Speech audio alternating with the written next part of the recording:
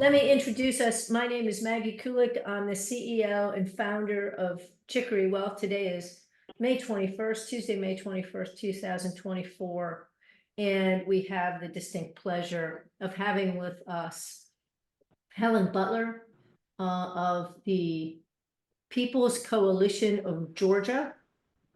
And Georgia Coalition for the People's Amendment. that was good. And we're gonna have a conversation today, but I just want to remind anyone who is listening, particularly on the recorded call, this is Helen represents one of three organizations that Chicory Wealth is funding this year as part of a new initiative we call 1% for Social Justice, which we intend to continue indefinitely. And which is somewhat of a replacement for our former Maggie's Giving Group orientation to charitable work. And just Ben and Ann, you might want to, if you can cut your camera, you might want to do it. And if you can't, that's okay. It's okay with me. I don't mind you being here. I love seeing you, so don't worry about it.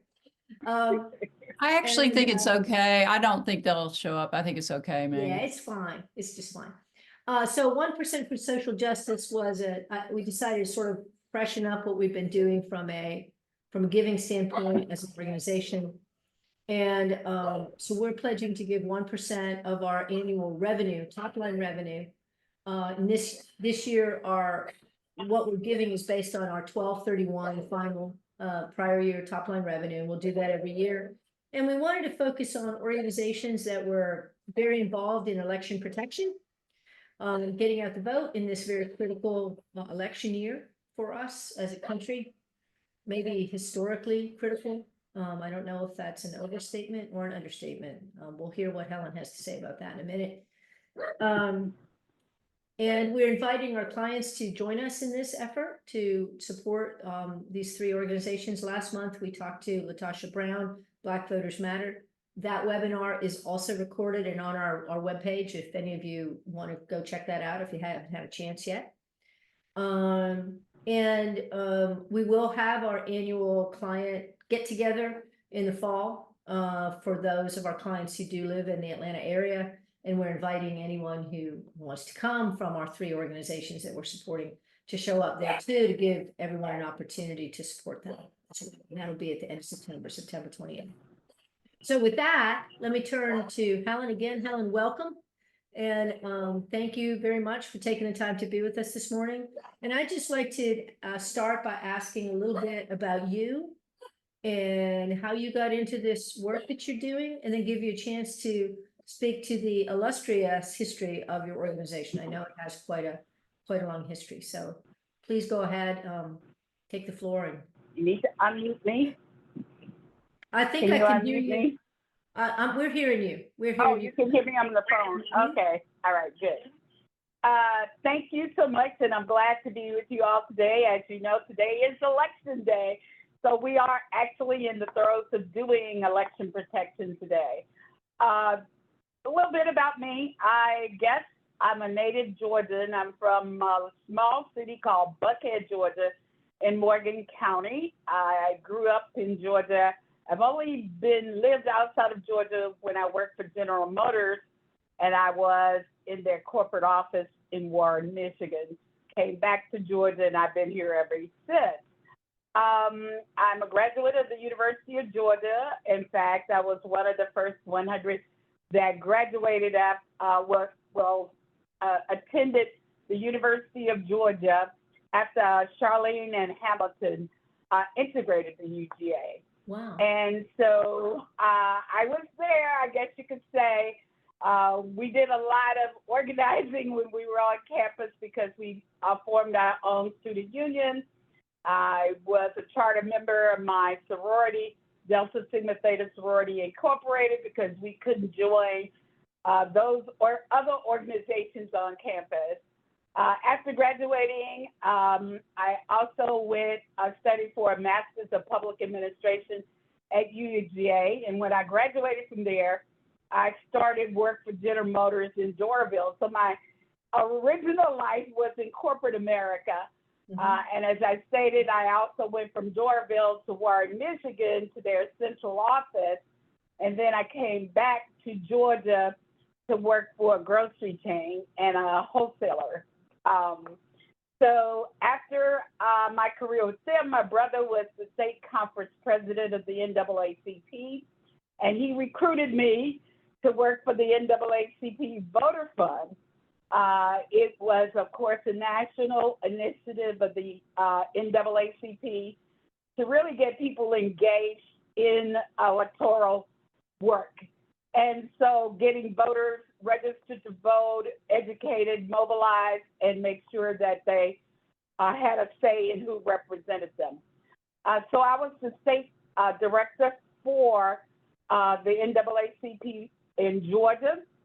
And once that program was no longer in place, I had met Dr. Joseph Lowry through my brother, as he was one of the founding members of the Georgia Coalition for the People's Agenda. And the People's Agenda is sort of different. It was made up of representatives from different organizations like labor, the environment community, women's groups, youth groups, anyone who was really believed in our mission of improving the quality of governance by having an active, informed electorate that holds its elected officials accountable. So I came to work for the People's Agenda in 2003, and I've been here ever since. We have 7 offices across the state. We're located in Metro Atlanta, Athens, Georgia, Albany, Augusta, Savannah, Macon, and LaGrange, Georgia. And of course, those offices are staffed by coordinators that live and work in those communities. We have a diverse intergenerational staff. So we work to really carry on the mission. And as you know, one of our founders of the People's Agenda was the late Dean of the Civil Rights Movement, Dr. Joseph Echols Lowry. So of course, we've been doing this work for decades. We register people, we educate them about what's on the ballot, who's on the ballot. We're nonpartisan, so we don't tell them who to vote for, but we get them educated about who's on the ballot. We provide, like we're providing rides to the polls today. We have a website and an app called Ride to the Poll. So people can sign up anywhere in the state, and we actually can dispatch rides to them so that we can take them to exercise their right to vote. We do that during early voting as well as on election day. We also do a lot of election protection work. We have a democracy squad that we implemented in 2013 because of the Shelby v. Holder decision, which really gutted the 65 Voting Rights Act and did away with practically the pre-clearance process. So as a result of that, we implemented our democracy squad to actually monitor boards of elections so we could be proactive rather than just being reactive. Let me back up. I should say also, I was one of the founding members of the Pro-Georgia State Voices table in Georgia, thanks to Krista Brewer, for bringing us together and getting Pro-Georgia started. We have really all grown together in this work. There are over 60 organizations that belong to the state table that do nothing but civic engagement and other issue organizing work. A lot of my coalition members at the People's Agenda really do other things than just civic engagement work. We have a lot of people that, Reverend Milner, our chair of a board, does a lot of work with the homeless. And there are other organizations like that that come together and work together for policy decisions that will improve our communities. And that community is specifically African American, but also people of color. So what else can I tell you about this? Let's be interactive. I don't like to talk to. Yeah, no, I people understand. like Talking to into the void, discuss. it's weird. I get it. I totally get it. Well, again, to our live audience, if you have particular questions, feel free to shout them out. But one of the things, I mean, I am tempted to say, you must have started this work at about 5, because the resume you described seems like it branches decades, and you're looking pretty good. So that's amazing. But Thank you. I guess I'm wondering, I was around when Krista first started talking, I believe, around the Pro Georgia table. And so it sounds like your work is very focused on coalition building too. Feels like there's a lot of interconnection. I guess I want to ask you, in this moment we're in, today in the state of Georgia, right now, being voted on, but also this election year, what are the things you see that make you hopeful? And what are the things you are you worried about? And in the worry category, what do you think can be, how can good folks like so many of our clients here, Chicory Wealth or others who will listen to this, what are the things that we can be doing that in a tangible way, even if it's sending a check somewhere, that you think might move the meter on your worries? So I'd love to hear what you're hopeful about, but also, what might be keeping you up at night.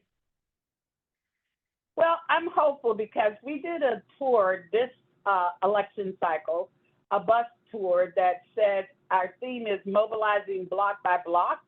So we go into places around our offices and would drive up. We take some canvassers with us, but on the bus, but we'd also pick up our canvassers, other people in the neighborhoods, and we'd go to a neighborhood to really get people energized, to get them educated. We also did some voter registration because, our registration deadline is 30 days before an election, but the real election is not until November. We are in a primary session right now, so that leads up to the final in November. So we register people 365 days a year. So what gave me hope was when we went to the neighborhood, there were people that were coming out to get the information. They were registering to vote. They seemed excited about the election, despite it saying right now our turnout isn't that great. It's just over 500,000 out of 7 million. So what we really need to do is get people energized about this election cycle. And that's what gives me pause, because as you stated, this is a critical election if we want to protect democracy with a little d, that we want to be sure that we retain the freedoms that we have, that we protect those freedoms, and we elect people that will make sure that our rights and freedoms are protected.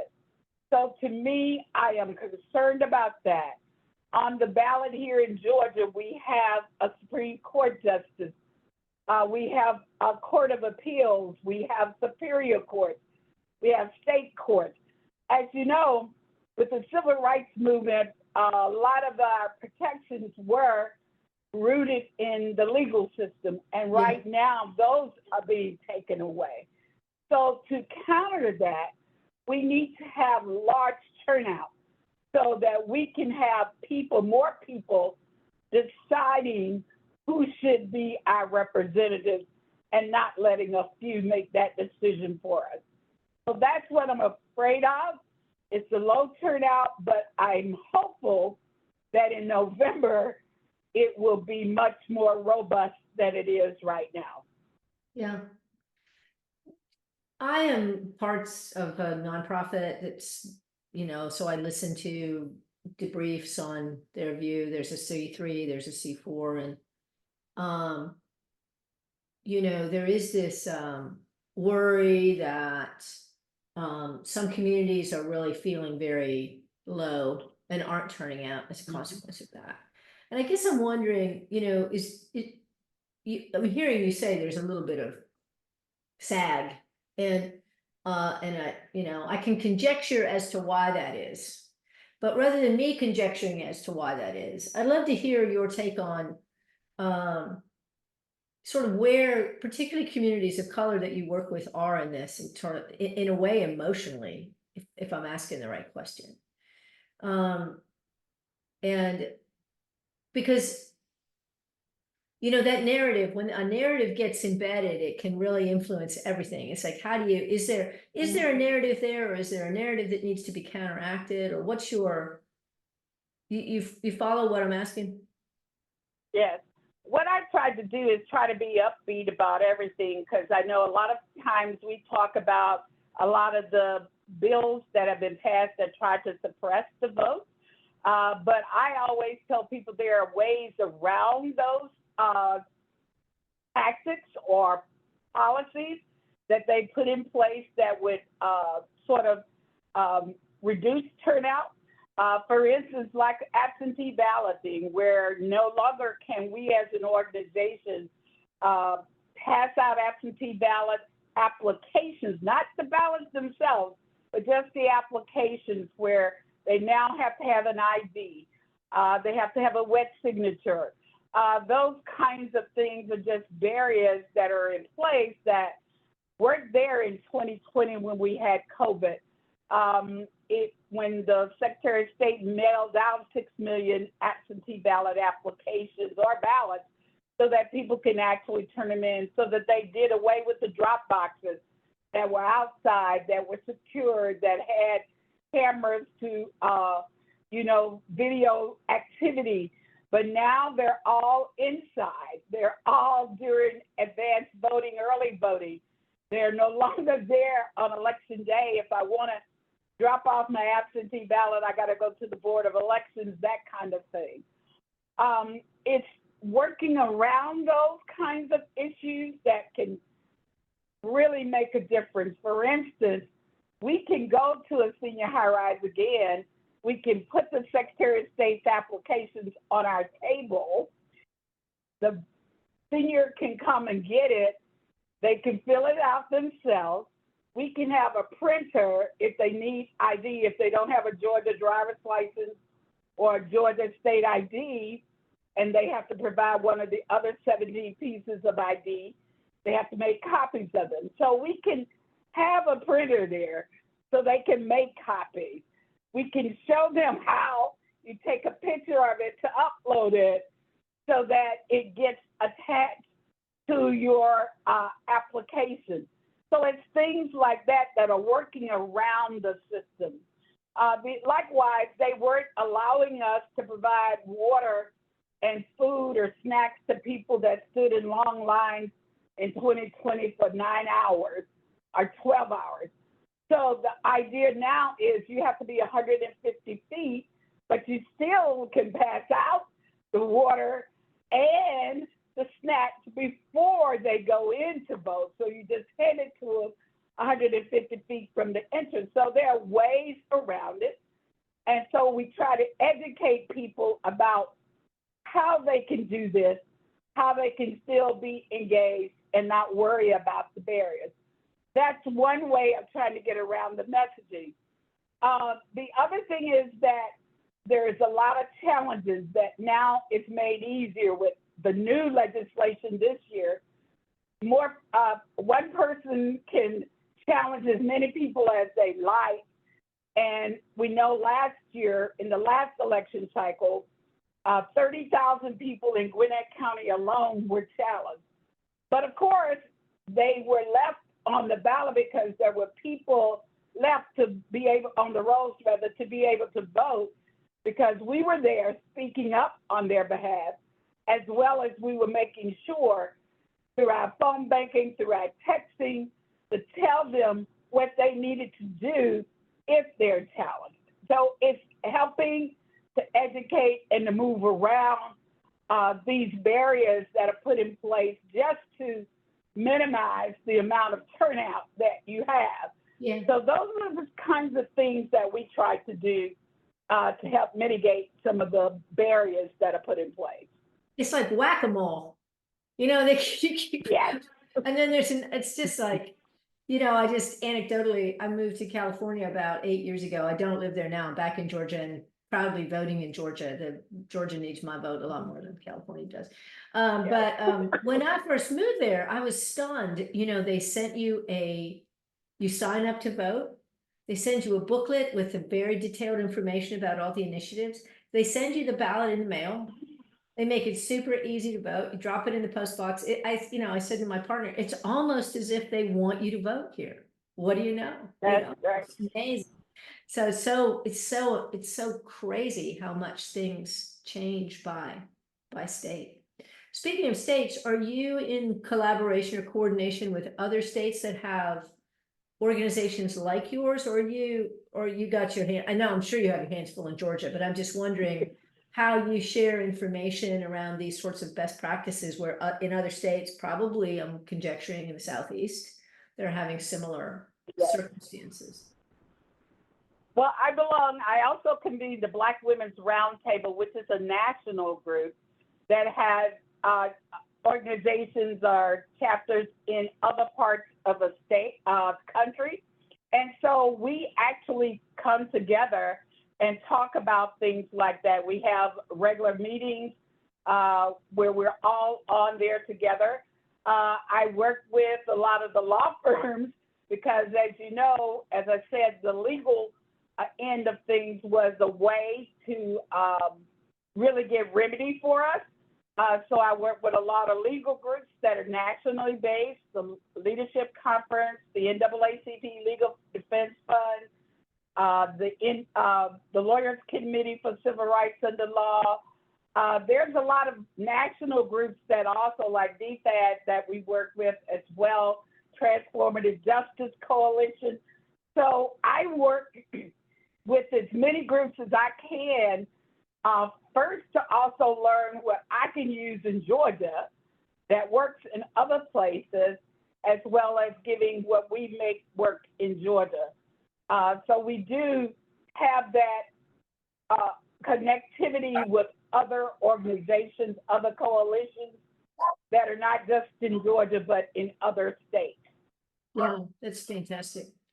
And tell me a little about, you alluded to this earlier in your comments about a younger generation coming up who are engaged. I mean, how is that going for you? Do you feel like the next generation is, how are you feeling? How do you think they're feeling, and how engaged are they at this moment, would you say? So the young people were very motivated in 2020, and they get more engaged when it's a presidential versus others. Unless there is a particular candidate that is on the ballot or a race that they're very interested in. For instance, when Stacey Abrams ran for governor, the turnout was good. The young people were engaged in that.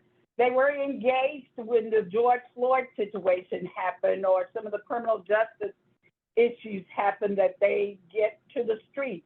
Right now, they're on Gaza. So a thing is, translating that to Gaza is across the way, and yes, we want that, but we have to also look at what will happen here in the United States if we don't participate or if we don't get the right people elected. So, it's a lot of getting them engaged. I'm so happy, though, that we got young people. My staff is intergenerational. My deputy director is a young gentleman that came to work with me in 2013, and he's been with me since then. Mary Pat Hector, who's the CEO of RISE, which deals nothing with but young people 18 to 35. I worked with her since she's 10 years old. So it's people like that you see in other organizations have similar young people that are out there engaged. So it gives me hope that we will make a difference and that they will make the difference. I encourage them, if you don't like what's happening, you don't like your representatives, then run for office. Mary Pat ran for office at the age of 19, and she only lost by 22 votes. So she would have been a city council person and the youngest at 19. So it's those kinds of things that the young people can do and see and be engaged in the process to be the change that we really need. Yeah, absolutely. Question in the chat from Krista. Helen, can you mention how your work with the election protection hotline 800-R-VOTE works? Can you talk a little about that? Sure, the Election Protection Coalition, which is here, is housed with the Lawyers Committee for Civil Rights Under Law. It has a hotline 866-R-VOTE, which is manned by lawyers and other volunteers. And of course, we're the ground part of that coalition. We actually provide monitors, poll monitors that can be at a particular polling location where we've had prior history of problems, where we anticipate prior history or some problems that occur, and our people are there to assist voters and to make sure we resolve those problems right then and there. Today, we've had scanners not working. We've had poll pads not working. We had one person that needed language assist and the poll worker wasn't going to let them assist. It's things like that that we can get. In Columbus, Georgia, there was a polling location on the website of Columbus with the wrong address. So we called the board of the supervisor at the elections department, and she is now putting up a sign with the correct address, pointing people to where they should go. In Macon-Bibb, during early voting, they didn't do their redistricting correctly, so they gave District 1 ballots to District 9 people, gave District 1 people District 9 ballots. So those people vote that didn't know that they got the wrong ballot actually won't count.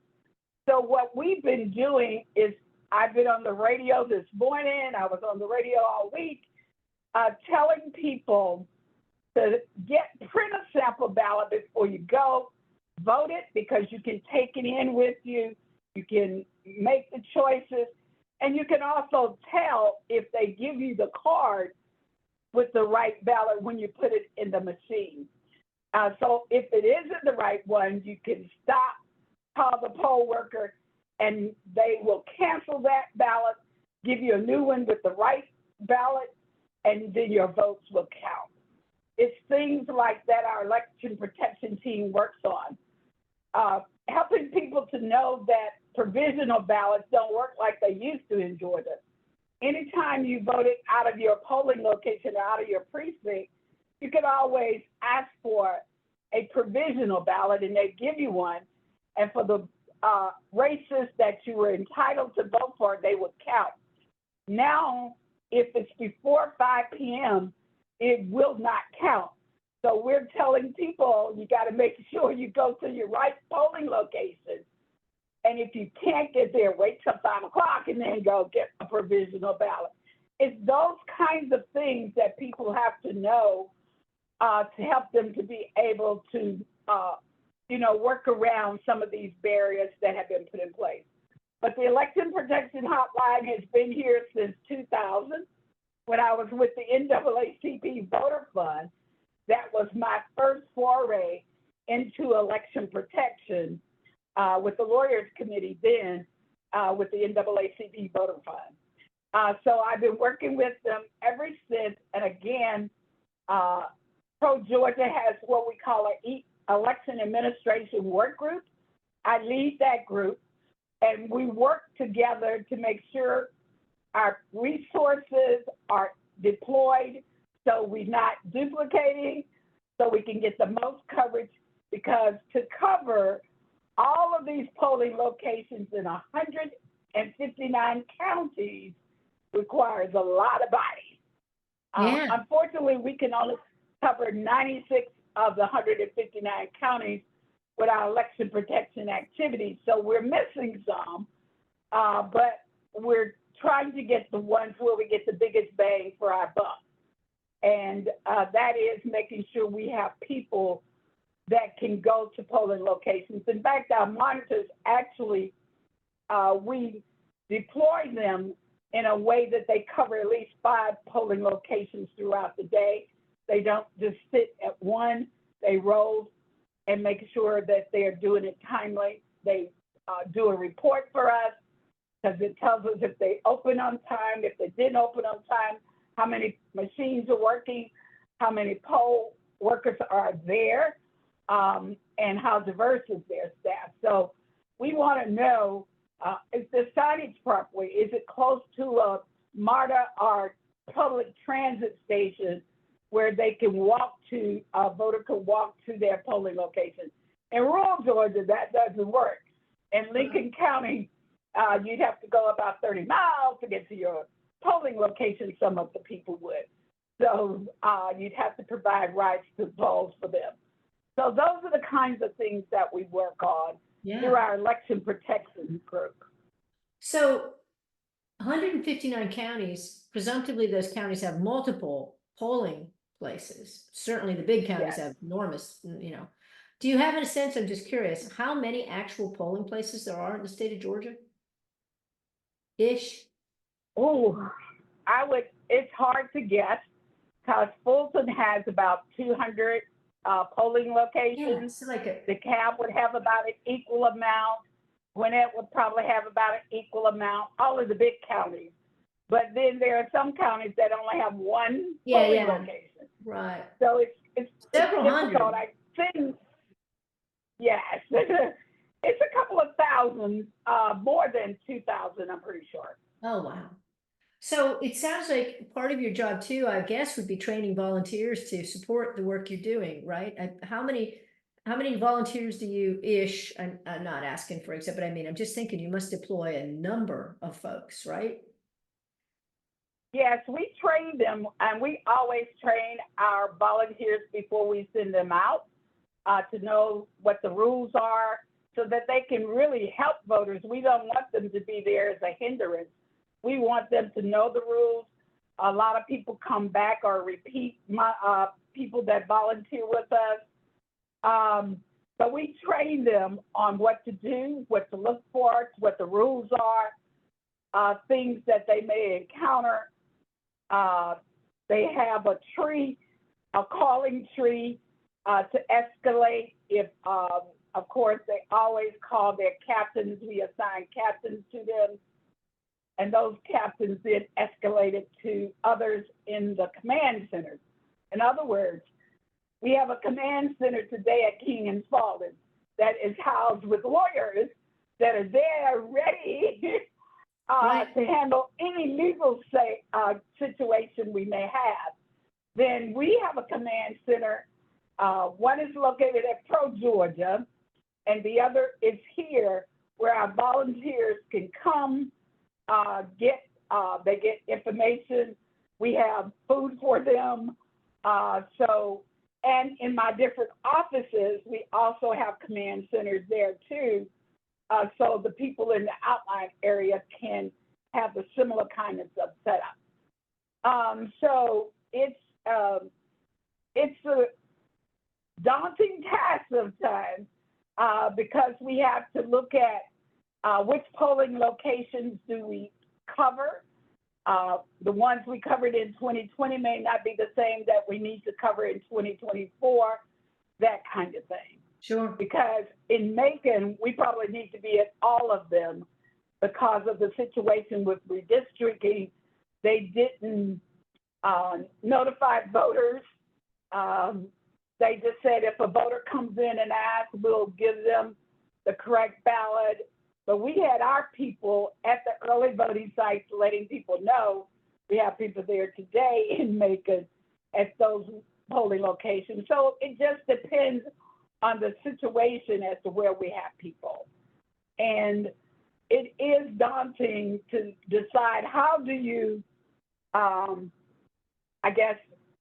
cluster sites so that you get the biggest bang for your buck. And so Linden uses a a program to help him do that, but Lyndon basically does that. My deputy director does that for the state. So you're talking about all of the counties that we cover, that you have to meticulously make sure you got the right polling locations and that you send people to the right ones.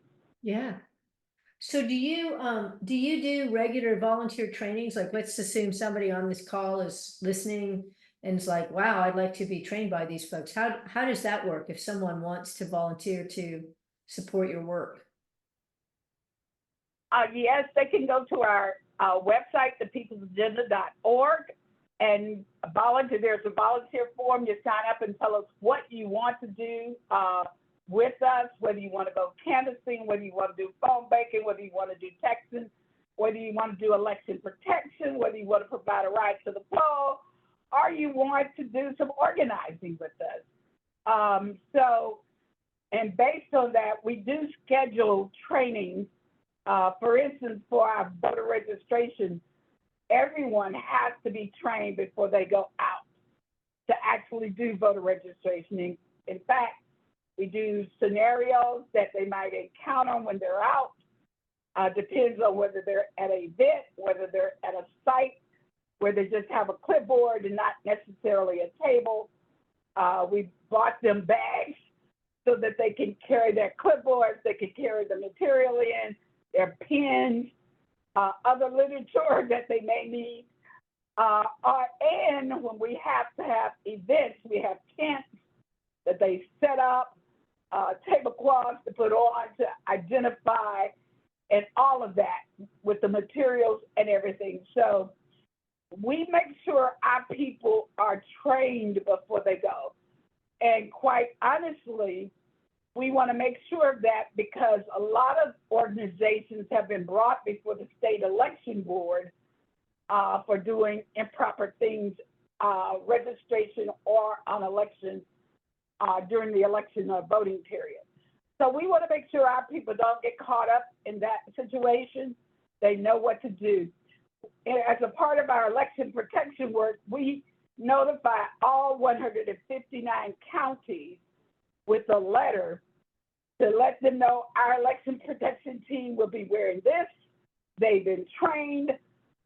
They've been there since 2000. They know that. For new supervisors may not know it. And if we try to schedule meetings with the supervisors to let them know what we do and to find out from them what do they want us to help them with. What kind of messages do they want us to give to voters? What kind of procedural changes that we should let the voters be aware of. We do those calls as well. We don't get around to all 159 counties, but we try to get a large portion of them. But that's why we send the letter to let them know that our election protection team is there, and this is what they're there for. They're not there to hinder any voting process. They'll go in, introduce themselves to the supervisor, to the poll managers to let them know that they're on the outside. They will only come in if a voter needs their assistance.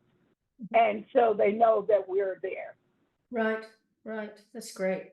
Lots of work, Helen. Lord. Yes. It's great work. It's really, really great. So those of you listening, if you're at all interested in supporting, go to the website and you can sign up to potentially be trained. Well, I'm mindful that we're 45 minutes in, and I'm a bobo head. I didn't even realize we were asking you to appear here on election day, for heaven's sake. I just was like, I had a little bit of not a total knee, partial knee replacement in the last 2 weeks. And I was just like, yeah, it's coming up on the calendar. Didn't do the math. So I'm very grateful that you took the time today, especially those of you who are on the call right now, who are in the state of Georgia, please go out and vote. It's all elections are important. Today is an important election too. And I do hope if it is convenient for you or one of your representatives that you do join us at our event in September. We'll make sure you get all the proper information, but we welcome you being there. And okay. having a table and getting, and being able to talk to the folks who show up, and hopefully we'll raise a little bit more money for you. That would be in the ideal Great. scenario. But Well, we love it. I have a team that's handling everything. I have a great team, so I don't have to worry about that. excellent. Lyndon and my policy and engagement director are handling election protection. And then I have another quality controller, and my admin is handling rides to the polls, and my Black youth vote coordinator is also assisting with that. So I got a team. I can't imagine you get it done without a very well coordinated team. It sounds like an excellent team. It's fantastic. Well, before we let you go, I want to give anybody on the call who's live here a chance. If there's any questions in the chat or any comments, put them in now, because I'm gonna click off the recording and release our friend Helen to go back to this very important work. Going. Okay. All right. Well, Helen, thank you so much. You don't need to leave right away. I'm just going to stop the recording and let anybody else come back online if they have any other questions for me. So thank you for listening, those of you who joined, and thank you again, and we'll see you all soon.